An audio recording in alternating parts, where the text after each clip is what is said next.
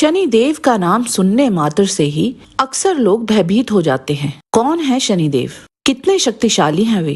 क्यों उन्हें इतना क्रोधित देव माना जाता है? उनके जन्म पर क्या विनाश हुआ था? ऐसे और कई प्रश्नों का उत्तर आपको इस वीडियो में मिलेगा, तो इसे अंत तक अवश्य देखें। अगर आपको हमारे वीडियो पसंद आते हैं तो कृपया चैनल को सब्सक्राइब और वीडियो को लाइक अवश्य करें। इससे हमें और भी अच्छा कार्य करने की प्रेरणा मिलती है। स्कंद पुराण के आवंत्य खंड चतुर्शीति लिंग महात्म्य के अनुसार विश्वकर्मा की पुत्री संज्ञा का विवाह सूर्य देव से हुआ था। संज्ञा अपने पति के अत्यधिक तेज को सहन नहीं कर पाती थी, तो एक बार उन्होंने अपनी शक्ति से अपनी एक छवि अर्थात छाया बनाई। उन्होंने उस छाया को सम्मान पूर्वक सूर्यदेव के साथ ही रहने का निर्देश दिया। संज्ञा ने छाया से कहा कि मेरे यहाँ से चले जाने के भेद की जानकारी कभी भी सूर्यदेव को ना हो। उसके उपरांत संज्ञा अपने पिता विश्वकर्मा के निवास स्थान पर चली गई। दूसरी पत्नी छाया को स्वयं संज्ञा समझकर सूर्यदेव ने उनसे शनैचर नामक पुत्र को उत्पन्न किया। शनैचर के जन्म पर सभी देवता, असुर और मनुष्य भयभीत हो गए। जन्म के तुरंत बाद उन्होंने सभी प्राणियों को भयभीत कर तीनों लोकों पर अधिकार कर लिया। देवराज इंद्र भी भयभीत थे और वे ब्रह्मा जी की शरण में गए और उनसे सूर्य पुत्र के कार्यों का वर्णन किया। उन्होंने ब्रह्मा जी को बताया कि कैसे जन्म के तुरंत बाद ही रवि के पुत्र ने तीनों लोकों पर अधिकार कर लिया है। इंद्रदेव के वचनों को सुन ब्रह्मा जी ने तुरंत ही सूर्यदेव को बुलाया और उनसे बोले, हे भानु, समस्त लोकों में शिष्टाचार बने रहना चाहिए। आपके पुत्र पर अंकुश लगाना बहुत आवश्यक है। उसने तीनों लोकों पर जबरदस्ती अपना अधिकार जमा लिया है। ब्रह्मा जी के वचनों को सुनकर सूर्यदेव बोले, मेरा पुत्र प्राकृतिक रूप से ही अशिष्ट है, इसे आप ही नियंत्रित कर सकते हैं। आप ही देखिए, खेल खेल में इसकी दृष्टि पड़ने मात्र से ही मेरे पैर जल गए। शनिदेव का ये कार्य सुन ब्रह्मा जी भी भयभीत हो गए और उन्होंने ध्यान लगाकर मन से ही श्री हरि को सब बताया। ब्रह्मा जी के वचनों को सुन श्री हरि भी अचंभित हुए और वे दोनों महादेव के पास गए।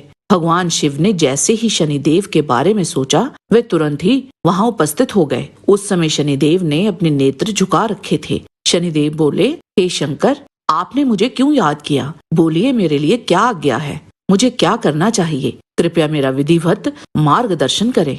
भगवान शिव बोले, तुम तीनों लोगों को प्रताड़ित करना बंद कर दो। शनिदेव बोले, ठीक है, आप मुझे खाने और पीने के लिए तथा विश्राम के लिए स्थान दें।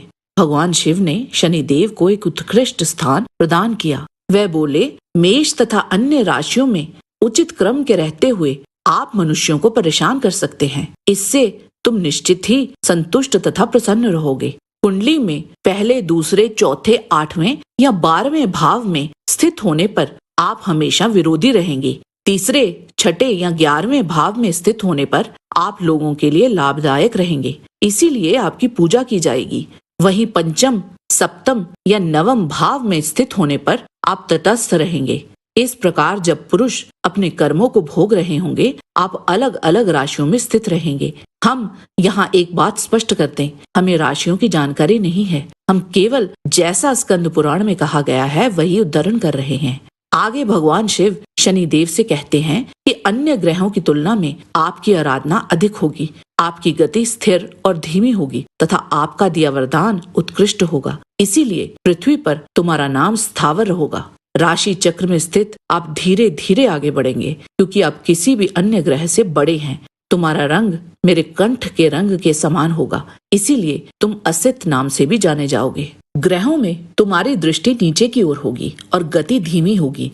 प्रसन्न होने पर तुम किसी को भी राजयोग और क्रोधित होने पर उस मनुष्य के हर सुख संपत्ति को हर लेने में सक्षम होगे। तुम्हारी क्रोधित दृष्टि पड़ जाने मात्र से ही देव, असुर, मनुष्य, सिद्ध, विद्याधर और नागों का भी नाश होगा। तुम्हारी कृपा होने पर वे हर वो वस्तु को प्राप्त कर सकेंगे जिसकी उनको इच्छा होगी, भले ही उसे प्राप्त करना कठिन हो। आगे शिवजी शनिदेव से बोले, मैं तुम्हें एक और स्थान दूंगा जो बड़ा ही आकर्षक और गुप्त है। वह स्थान वांछित वस्तुओं को उपलब्ध कराने वाला है। वह मेधावी स्थान देवों और दानवों के लिए भी दुर्गम है। वह महाकाल वन प्रलय के समय भी अविनाशी है। मेरी आज्ञा से तुम उस स्थान पर जाओ। पृथुकेश्वर के पश्चिम में एक लिंग है, वह तुम्हारे नाम से ही जाना जाएगा। इससे तुम्हारी कीर्ति विस्तार निश्चित ही तीनों लोकों में होगा। भगवान शिव की आज्ञा का पालन करते हुए शनिदेव शीघ्र ही उस शुभ महाकाल वन में चले गए और वहां उन्होंने उस महान लिंग को देखा। उसी लिंग को ब्रह्मांड में स्थावरेश्वर